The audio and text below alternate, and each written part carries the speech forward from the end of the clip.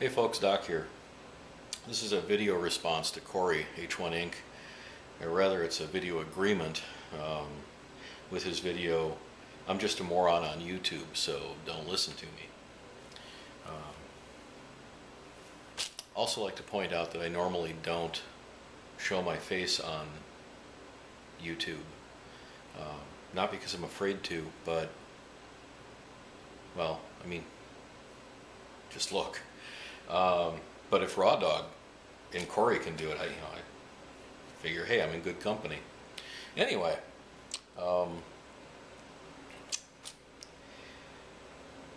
there seems to be this growing sentiment in this nation that wealthy people don't work for their money.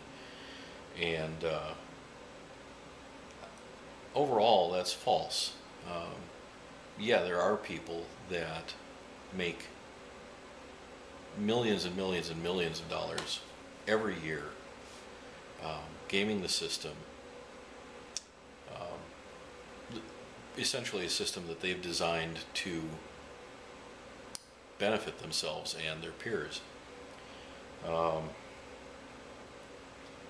Bank bailouts are a perfect example of this, and everything leading up to it. They're making money on the backs of the taxpayers, and that's just wrong. But most people aren't like that.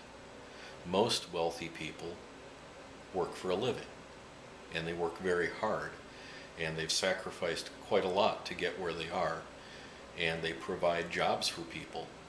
And quite honestly, if you're not making enough money at your job, whose fault is that? It's not your boss's fault. It's not the owner of the business that is to blame for that. It's your fault. Motivate your butt, get out there, get a different job, something that pays more. Educate yourself. Do something to give yourself a skill set that pays more. Don't blame the person who owns the business for your lack of ability and skill. It's quite simple. And what we've got here with these people who are whining about this is a case of penis envy. Clear and simple. I mean, investment is making money for doing nothing? That's a ridiculous thought right there. And you pointed out very well, Corey, that what you are doing is you're risking your money. I think there was a comment from, what was it, DJ Grooveline, whom I don't know, but you quoted him here.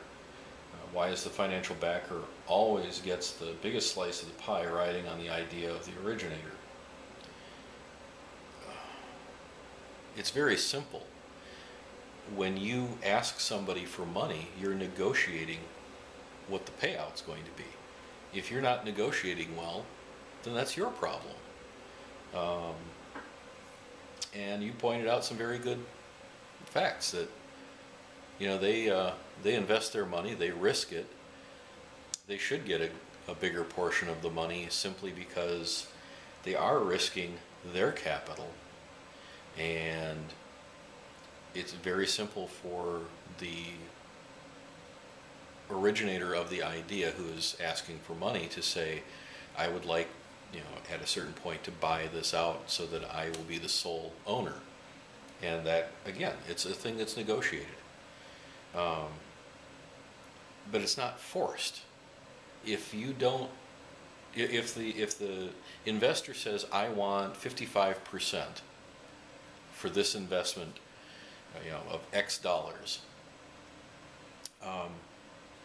as the person with the idea, you have the right to say, no, that's not good enough for me. I think I would prefer to have 55% and you get 45%.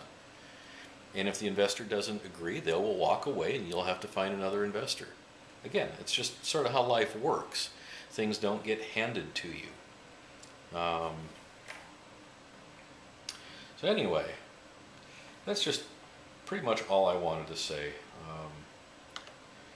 I think we've got this very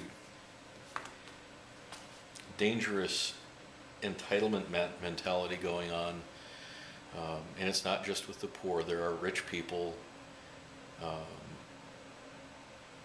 who feel an entitlement as well. So anyway, I guess what I'm saying is, for crying out loud, pull up your Dora panties and get over it.